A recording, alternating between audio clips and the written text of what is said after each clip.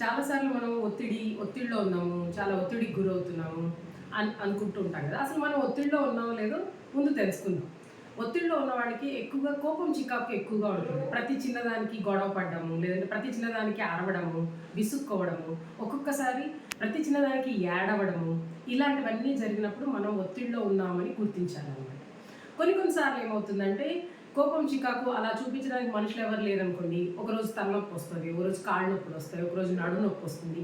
ఇలా రకరకాలైన నొప్పులు ఉంటే కూడా మనం ఒత్తిడిలో ఉన్నట్టు గుర్తించుకోవాలి.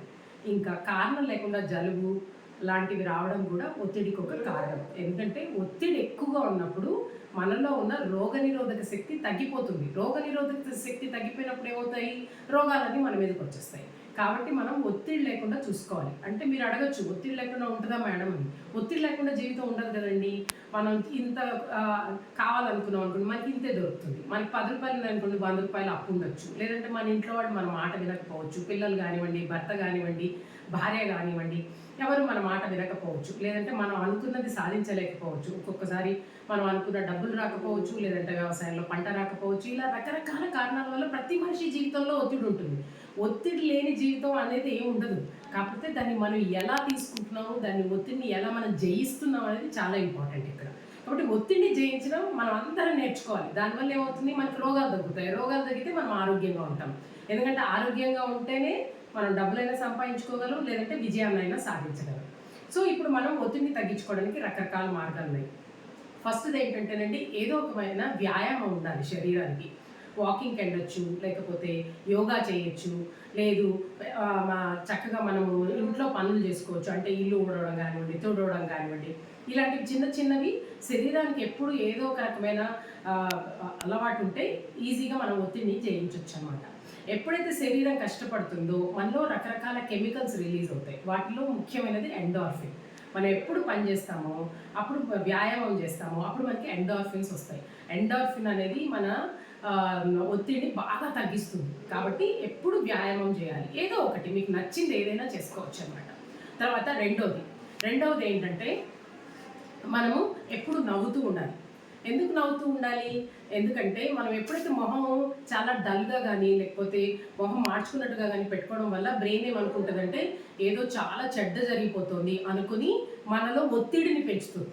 అదే సరదాగా నవ్వుతూ ఉండండి, ప్రశాంతంగా ఉంటాం. మీరు గమనించి ఉంటారు, చాలామంది నవ్వుతూ మాట్లాడుతూ ఉంటారు. వాళ్ళని చూస్తే మనకు మాట్లాడాలనిపిస్తుంది. ఎప్పుడు చూసినా నవ్వుతూ ఉంటారు. అలాంటి వాళ్ళతో ఉంటే మనకు ఒత్తిడి తగ్గుతుంది. ఎందుకు? నవ్వు వల్ల. కాబట్టి మీరు కూడా నవ్వుతున్నారనుకోండి, మీ ఇంట్లో వాళ్ళకి ఒత్తిడి తగ్గుతుంది, మీకు కూడా ఒత్తిడి తగ్గుతుంది. సో ఇది రెండవది. మూడవది ఏంటంటే, వీలున్నంత వరకు రాత్రిపూట పడుకోవడం అలవాటు చేసుకోవాలి. ఇప్పుడు చాలామంది ఏమంటారంటే, మేము 1 గంటకు పడుకుంటాము, పొద్దున్నే 7 గంటల వరకు లెగలేము, ఇలాంటివన్నీ చెప్తుంటారు. తప్పండి, అలా చేయకూడదు. ఎందుకో తెలుసా? మీకు తెలుసా, 3 నెలల చిన్న పాప అయిందనుకోండి, ఎన్ని గంటలకు నిద్ర లేస్తుంది? 3 గంటలకి, 4 గంటలకి. వాళ్ళకి ఎలా తెలుసండి తెల్లవారిపోయిందని? భగవంతుడు మనల్ని అలా సృష్టించాడు. రాత్రి పడుకోవాలి, పొద్దున్నే లెగవాలి అన్నట్టుగా సృష్టించాడు. మనం ఏం చేస్తున్నాం? సృష్టి విరుద్ధంగా అర్ధరాత్రి వరకు మేల్కొని తెల్లవారితో లేటుగా లేస్తున్నాం. దానివల్ల కూడా ఒత్తిడి పెరుగుతుంది.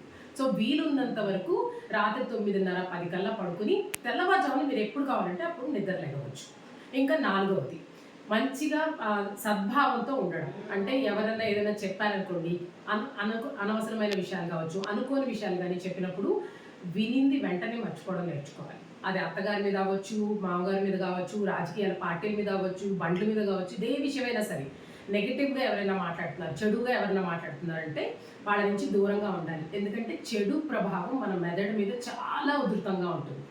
మీకు ఒక చిన్న విషయం చెప్తాను, గుర్తుపెట్టుకోండి. మనకి ఏదైనా చెడు జరిగిందనుకోండి, ఎప్పటికీ మర్చిపోలేము. అదే మనల్ని ఎవరైనా పొగిడారనుకోండి, గంటలో మర్చిపోతాం. ఎందుకు? చెడు బ్రెయిన్ బాగా అట్రాక్ట్ చేసుకుంటుంది. కాబట్టి చెడు మాట్లాడే వాళ్ళ దగ్గర నుంచి, చెడు మాటలు చెప్పే వాళ్ళ దగ్గర నుంచి, చాడీలు చెప్తారంటారు కదా, అలాగే చాడీలు చెప్పే వాళ్ళ దగ్గర నుంచి మనం చాలా వరకు దూరంగా ఉండడం వల్ల మనకి మానసిక శాంతి చాలా ఎక్కువ ఉంటుంది. ఇంకా లాస్ట్ బట్ నాట్ లీస్ట్ ఏంటంటే, సరైన ఆహారం తీసుకోవాలండి. పౌష్టిక ఆహారం అంటే తింటే వరుసగా చికెన్లు, మటన్లు తినడము, లేదంటే వరుసగా జొన్న రొట్టెలు తినడం అలా కాదు, అన్నీ కలిపి ఉన్నవి తీసుకోవాలి. వీలున్నంత వరకు ఫ్రూట్స్ వెజిటబుల్స్ ఎక్కువ ఉండేటట్టుగా చూసుకోవాలి. ప్రతిరోజు కోడిగుడ్లు తినడం నేర్చుకోవాలి. తర్వాత ఏంటి, రోజుకు ఒక కలర్ వెజిటబుల్ తినాలి. అంటే ఈరోజు వంకాయ తిన్నాం అనుకోండి, రేపు ఆకుకూర తినాలి, ఎల్లుండి క్యారెట్ తినాలి, తర్వాత రోజు క్యాబేజ్ తినాలి. ఇలా రంగులు మారుతూ ఉండడం వల్ల మనకి శరీరానికి సరికిన కావాల్సిన పౌష్టికాలన్నీ అందుతాయి. కాబట్టి మనం చాలా హెల్దీగా ఉంటాం అనమాట. ఇలాంటి చిన్న చిన్న మార్పులు చేసుకోవడం వల్ల మనలో ఒత్తిడి చాలా వరకు తగ్గించుకోవచ్చు.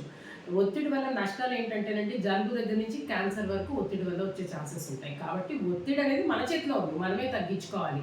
ప్రపంచం ఏమైనా అయిపోనండి, మీరు హ్యాపీగా ఉన్నారా, మీరు మంచిగా ఉన్నారా, మీరు సద్భావంతో ఉన్నారా, మంచి ఆలోచనలతో ఉన్నారా అనేది చాలా ఇంపార్టెంట్.